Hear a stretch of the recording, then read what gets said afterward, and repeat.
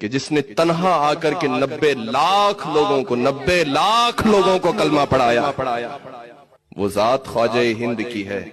اور اگر کوئی یہ سوچتا ہے نا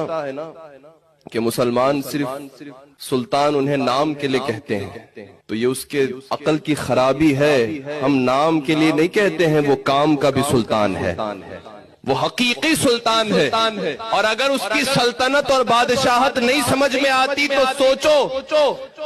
وائسرائے نے جب ہندوستان کا جائزہ لیا اور پھر جا کر کے آٹو بایوگرافی لکھی تھی تو اس نے کہا تھا، ایک انگریز نے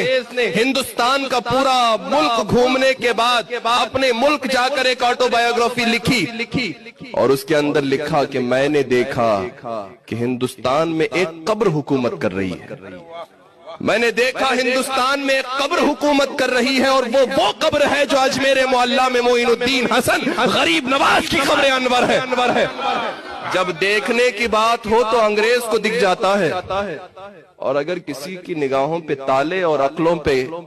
کالے کالے بادل پڑے ہوئے ہو نا تو انہیں کچھ نہیں کہ جس نے تنہا آ کر کے 90 لاکھ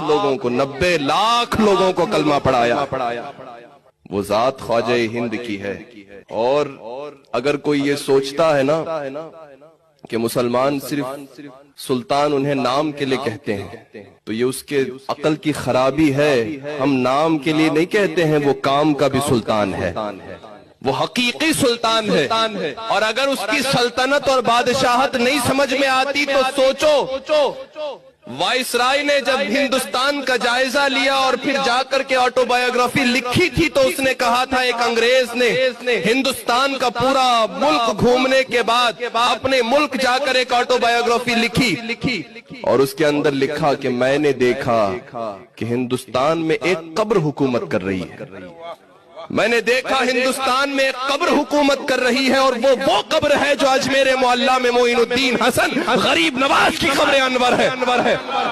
جب دیکھنے کی بات ہو تو انگریز کو دکھ جاتا ہے، اور اگر کسی کی نگاہوں پہ تالے اور عقلوں پہ